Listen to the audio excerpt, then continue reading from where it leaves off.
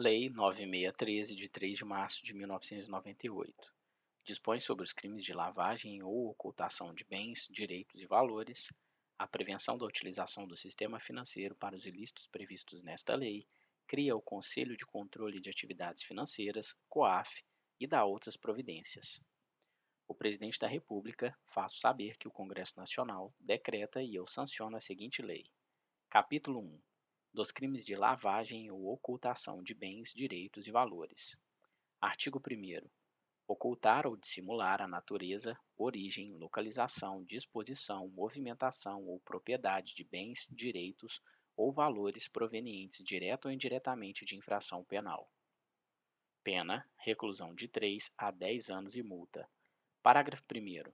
Incorre na mesma pena quem, para ocultar ou dissimular a utilização de bens, direitos ou valores provenientes de infração penal, 1. Os converte em ativos lícitos. 2. Os adquire, recebe, troca, negocia, dá ou recebe em garantia, guarda, tem em depósito, movimenta ou transfere. 3.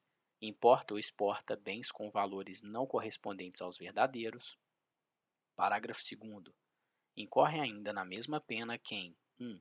Utiliza, na atividade econômica ou financeira, bens, direitos ou valores provenientes de infração penal.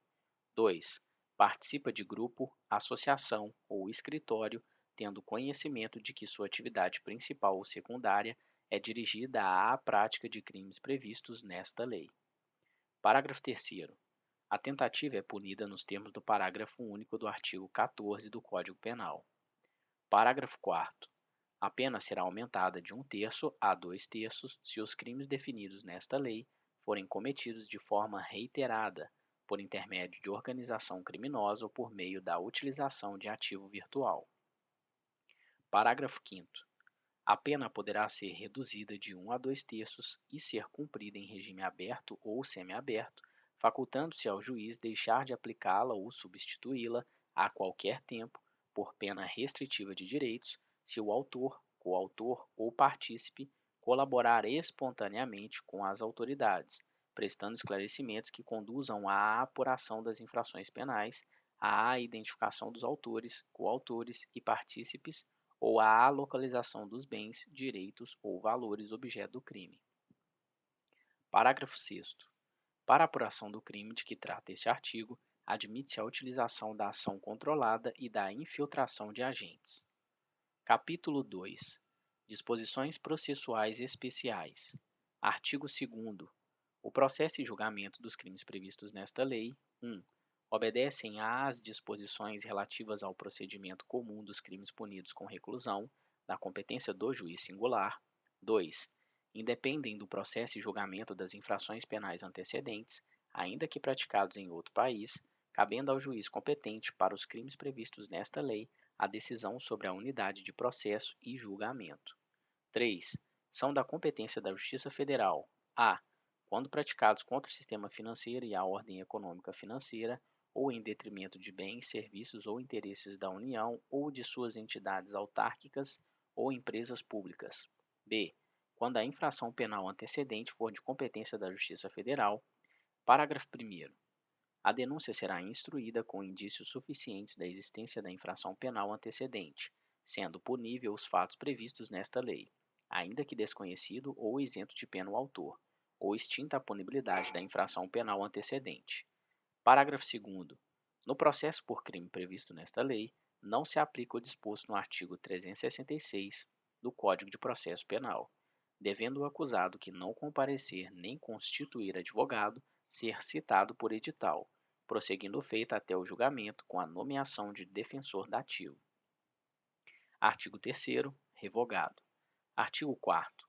O juiz, de ofício, a requerimento do Ministério Público ou mediante representação do delegado de polícia, ouvido o Ministério Público em 24 horas, havendo indícios suficientes de infração penal, poderá decretar medidas assecuratórias de bens, direitos ou valores do investigado ou acusado, ou existentes em nome de interpostas pessoas, que sejam instrumento, produto ou proveito dos crimes previstos nesta lei ou das infrações penais antecedentes. Parágrafo 1º. Proceder-se-á à alienação antecipada para a preservação do valor dos bens, sempre que estiverem sujeitos a qualquer grau de deteriorização ou depreciação, ou quando houver dificuldade para sua manutenção. Parágrafo 2º. O juiz determinará a liberação total ou parcial dos bens, direitos e valores, quando comprovada a licitude de sua origem, mantendo-se a constrição dos bens, direitos e valores necessários e suficientes à reparação dos danos e ao pagamento de prestações pecuniárias, multas e custas decorrentes da infração penal. Parágrafo 3º. Nenhum pedido de liberação será conhecido sem o comparecimento pessoal do acusado ou de interposta pessoa a que se refere o caput deste artigo, podendo o juiz determinar a prática de atos necessários à conservação de bens, direitos ou valores, sem prejuízo do disposto no parágrafo 1º. Parágrafo 4º. Poderão ser decretadas medidas assecuratórias sobre bens, direitos ou valores para reparação do dano decorrente da infração penal antecedente ou da prevista nesta lei, ou para pagamento de prestação pecuniária, multa e custas. Artigo 4º-A. A alienação antecipada para a preservação de valor de bens sob constrição será decretada pelo juiz, de ofício, a requerimento do Ministério Público ou por solicitação da parte interessada, mediante petição autônoma, que será autuada em apartado e cujos autos terão tramitação em separado em relação ao processo principal. Parágrafo 1º. O requerimento de alienação deverá conter a relação de todos os demais bens, com a descrição e a especificação de cada um deles, e informações sobre quem os detém e local onde se encontram. Parágrafo 2º. O juiz determinará a avaliação dos bens nos autos apartados e intimará ao Ministério Público. Parágrafo 3º. Feita a avaliação e dirimidas eventuais divergências sobre o respectivo laudo, o juiz, por sentença, homologará o valor atribuído aos bens e determinará sejam alienados em leilão ou pregão, preferencialmente eletrônico, por valor não inferior a 75% da avaliação. Parágrafo 4º.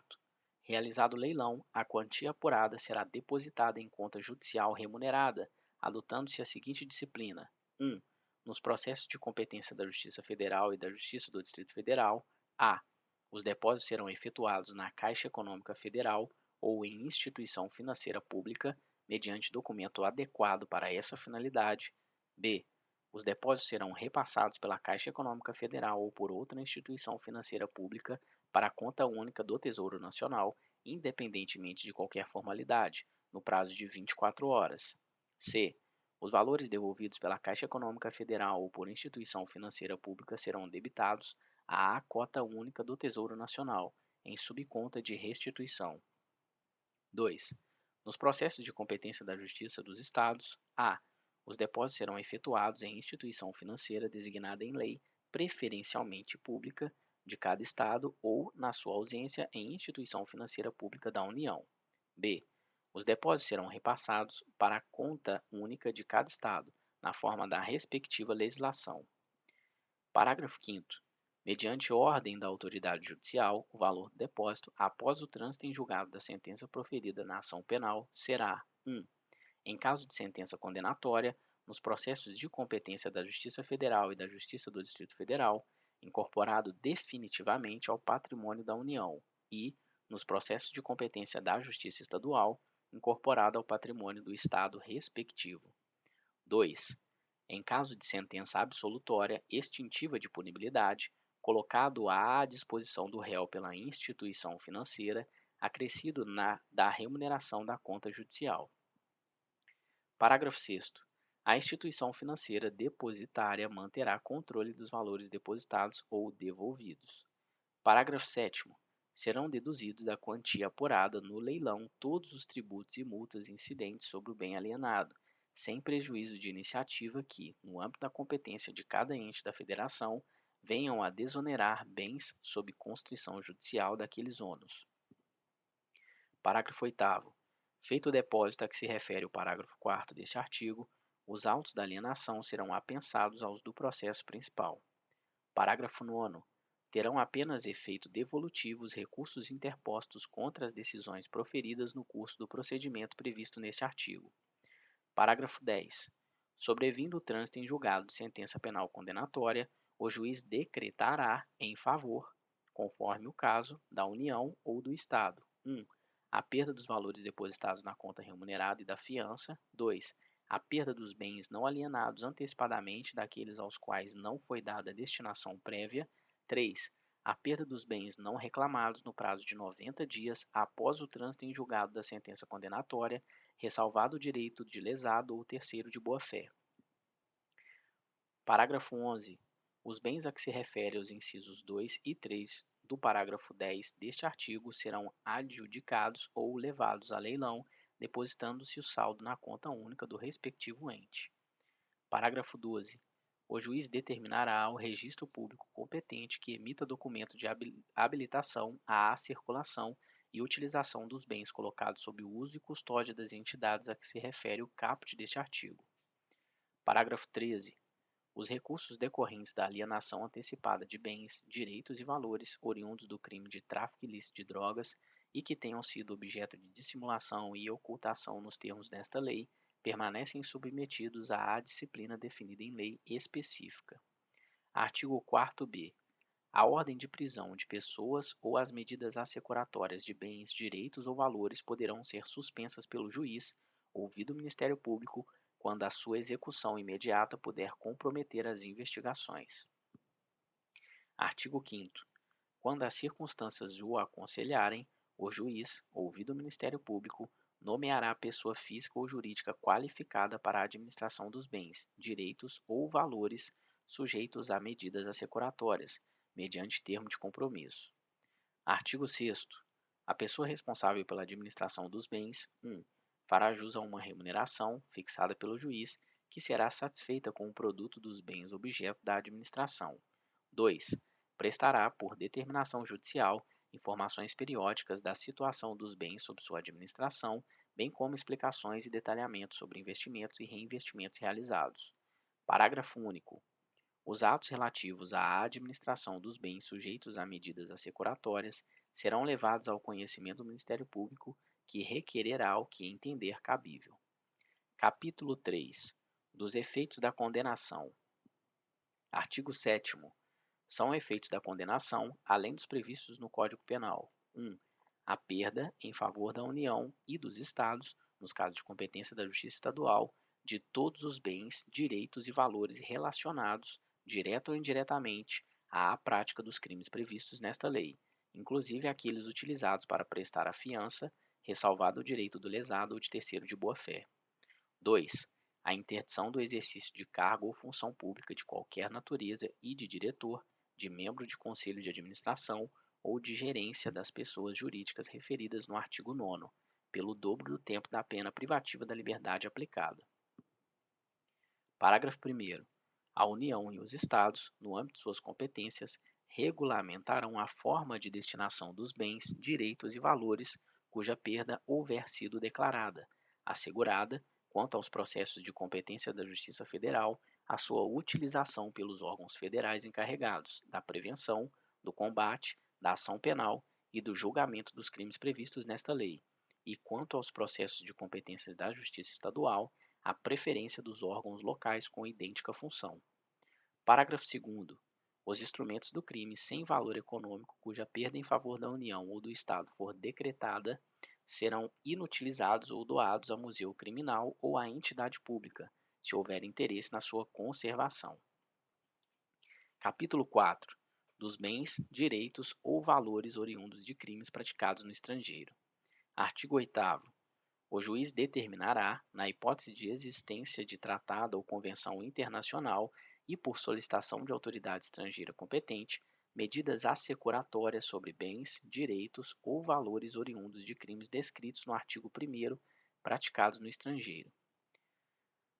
Parágrafo 1º.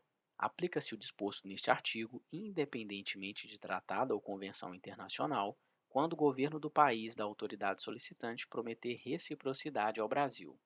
Parágrafo 2º.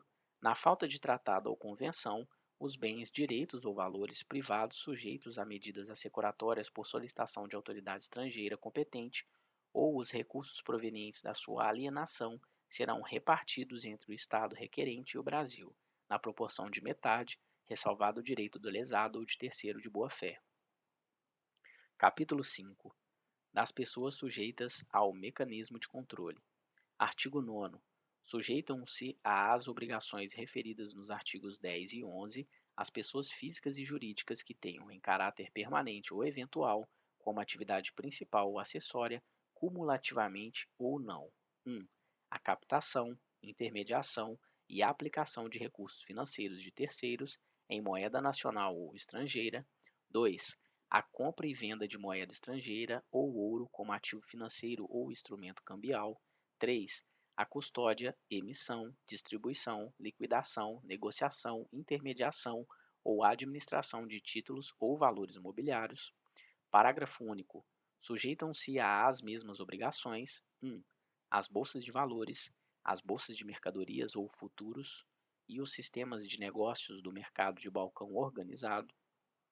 2.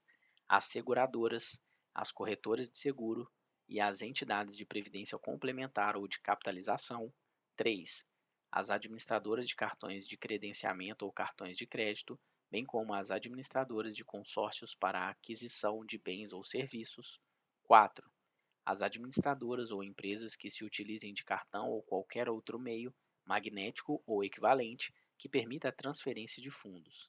5. As empresas de arrendamento mercantil, as empresas de fomento comercial e as empresas simples de crédito. 6.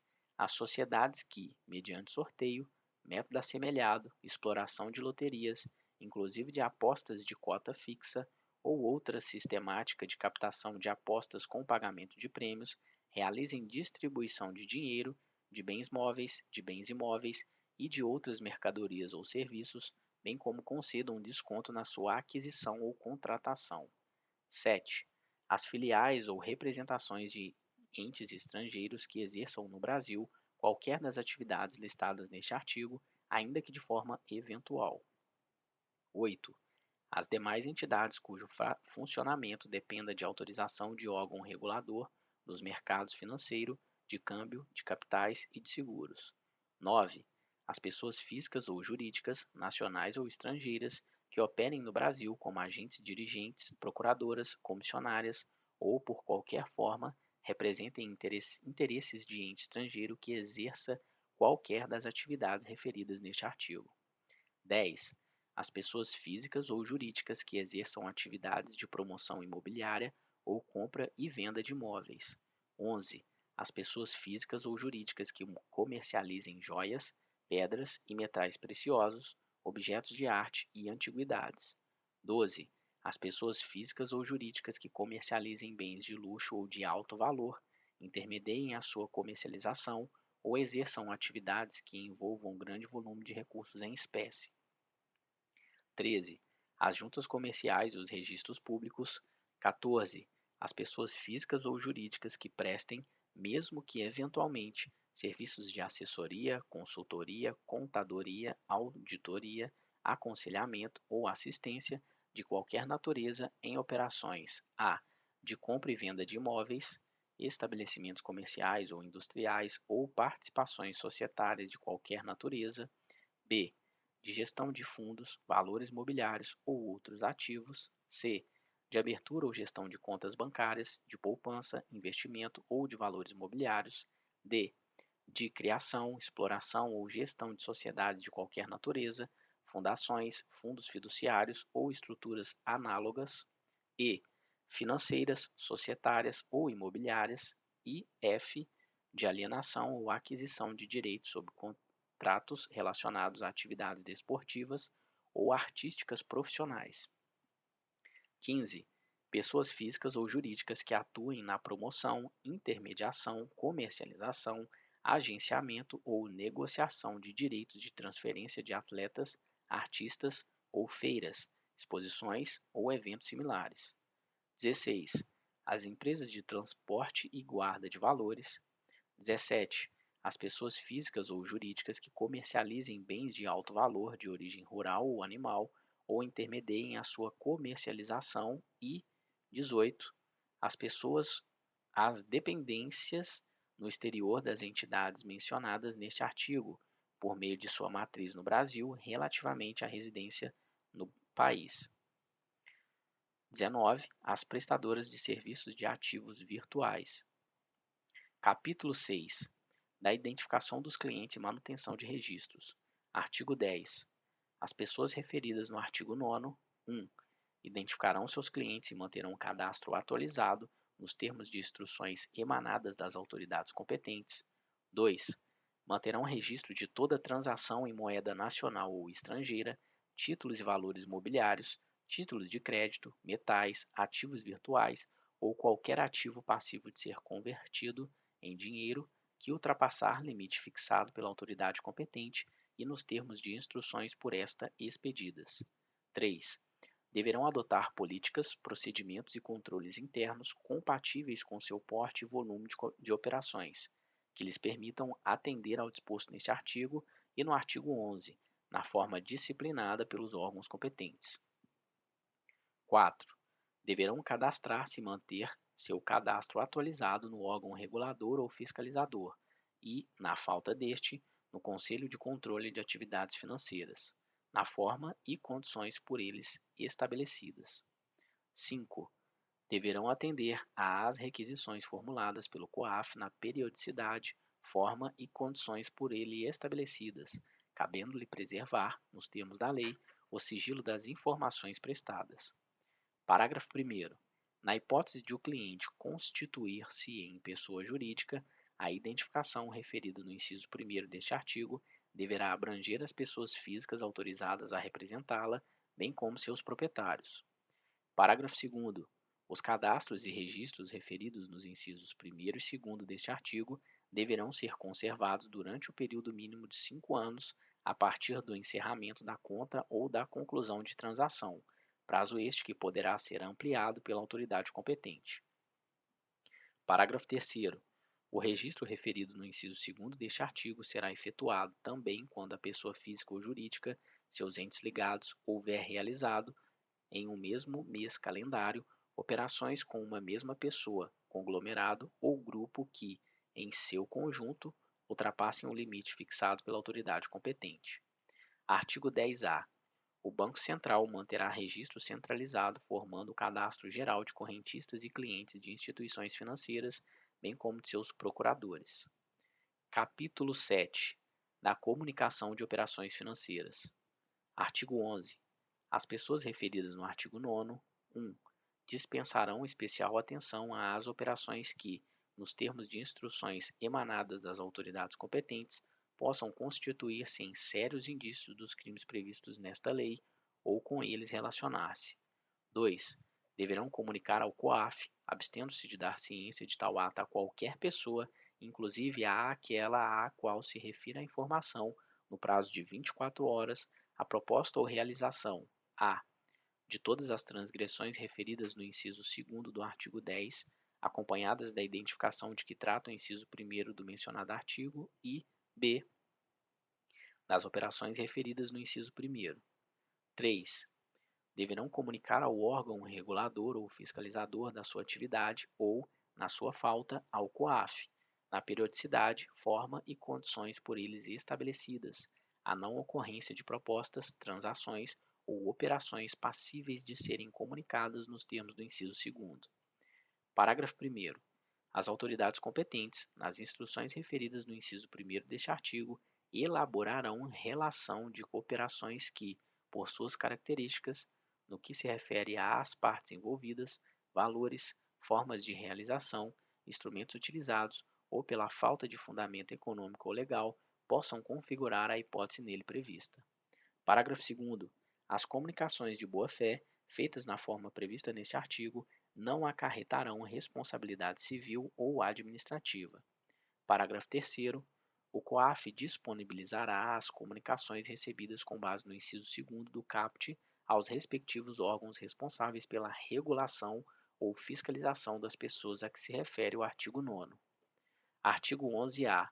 As transferências internacionais e os saques em espécie deverão ser previamente comunicados à instituição financeira nos termos, limites, prazos e condições fixados pelo Banco Central do Brasil. Capítulo 8. da responsabilidade administrativa. Artigo 12. Às pessoas referidas no artigo 9º, bem como aos administradores das pessoas jurídicas que deixem de cumprir as obrigações previstas nos artigos 10 e 11, serão aplicadas cumulativamente ou não pelas autoridades competentes as seguintes sanções: 1. Advertência. 2. Multa pecuniária variável não superior a ao dobro do valor da operação, b. Ao dobro do lucro real obtido ou que presumivelmente seria obtido pela realização da operação, ou c. Ao valor de 20 milhões de reais. 3. Inabilitação temporária pelo prazo de até 10 anos para o exercício do cargo de administrador das pessoas jurídicas referidas no artigo 9º. 4. Cassação ou suspensão da autorização para o exercício de atividade, operação ou funcionamento. Parágrafo 1º.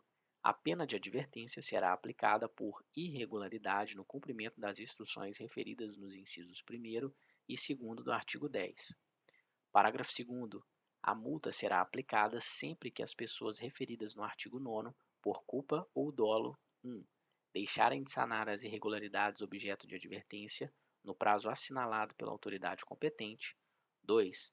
Não cumprirem o disposto nos incisos 1 a 4 do artigo 10. 3. Deixarem de atender, no prazo estabelecido, a requisição formulada nos termos do inciso 5 do artigo 10.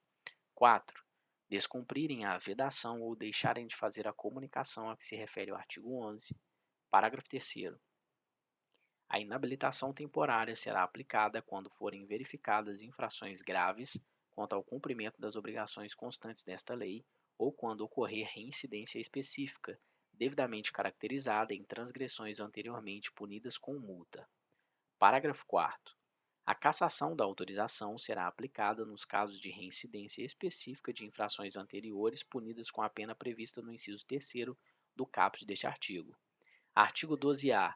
Ato do Poder Executivo Federal regulamentará a disciplina e o funcionamento do Cadastro Nacional de Pessoas Expostas Politicamente, disponibilizado pelo Portal da Transparência. Parágrafo 1º.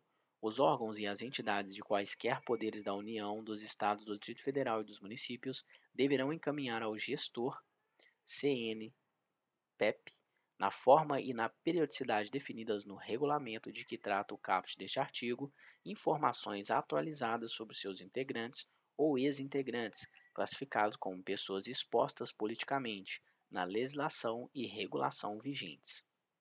Parágrafo 2º. As pessoas referidas no artigo 9º desta lei incluirão consulta ao CNPEP entre seus procedimentos para cumprimento das obrigações previstas nos artigos 10 e 11 desta lei, sem prejuízo de outras diligências exigidas na forma da legislação. Parágrafo 3º. O órgão gestor do CNPEP indicará em transparência ativa pela internet órgãos e entidades que deixem de cumprir a obrigação prevista no parágrafo 1º deste artigo. Artigo 13. Revogado. Capítulo 9. Do Conselho de Controle de Atividades Financeiras. Artigo 14. É criado, no âmbito do Ministério da Fazenda, o Conselho de Controle de Atividades Financeiras, COAF, com a finalidade de disciplinar, aplicar penas administrativas, receber, examinar e identificar as ocorrências suspeitas de atividades ilícitas previstas nesta lei, sem prejuízo da competência de outros órgãos e entidades. Parágrafo 1º. As instruções referidas no artigo 10, destinadas às pessoas mencionadas no artigo 9º, para as quais não exista órgão próprio fiscalizador ou regulador, serão expedidas pelo COAF, competindo-lhe, para esses casos, a definição das pessoas abrangidas e a aplicação das sanções enumeradas no artigo 12. Parágrafo 2º. O COAF deverá, ainda, coordenar e propor mecanismos de cooperação e de troca de informações que viabilizem ações rápidas e eficientes no combate à ocultação ou dissimulação de bens, direitos e valores. Parágrafo 3º. O COAF poderá requerer aos órgãos da administração pública as informações cadastrais bancárias e financeiras de pessoas envolvidas em atividades suspeitas. Artigo 15. O COAF comunicará às autoridades competentes para a instauração dos procedimentos cabíveis quando concluir pela existência de crimes previstos nesta lei, de fundados indícios de sua prática ou de qualquer outro ilícito. Artigo 16, revogado. Artigo 17, revogado. Capítulo 10. Disposições gerais. Artigo 17-A. Aplicam-se subsidiariamente as disposições do Código de Processo Penal no que não forem incompatíveis com esta lei. Artigo 17-B. A autoridade policial e o Ministério Público terão acesso exclusivamente aos dados cadastrais do investigado que informam qualificação pessoal, filiação e endereço, independentemente de autorização judicial, mantidos pela Justiça Eleitoral, pelas empresas telefônicas, pelas instituições financeiras, pelos provedores de internet e pelas administradoras de cartão de crédito. Artigo 17-C. Os encaminhamentos das instituições financeiras e tributárias em resposta às ordens judiciais de quebra ou transferência de sigilo deverão ser, sempre que determinado, em meio informático e apresentados em arquivos que possibilitem a migração de informações para os autos do processo sem redigitação. Artigo 17-D. Em caso de indiciamento de servidor público, este será afastado sem prejuízo de remuneração e demais direitos previstos em lei, até que o juiz competente autorize, em decisão fundamentada, o seu retorno. Artigo 17-E. A Secretaria da Receita Federal do Brasil conservará os dados fiscais dos contribuintes pelo prazo mínimo de 5 anos, contado a partir do início do exercício seguinte ao da declaração de renda respectiva ou ao do pagamento do tributo. Artigo 17-F. Teve a sua vigência encerrada. Artigo 18. Esta lei entra em vigor na data de sua publicação.